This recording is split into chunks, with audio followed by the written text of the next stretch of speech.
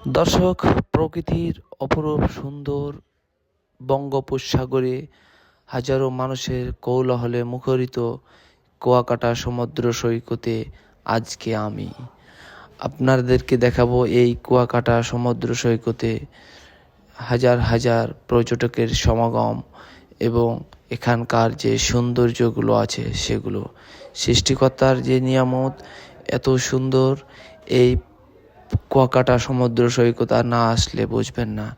সাগরের গর্জন, বিশাল বড় বড় ঢেউ স্থলভাগে আছড়ে পড়ছে। এই দেখার সৌন্দর্য যেন আমি রীতিমতো মুগ্ধ হলাম।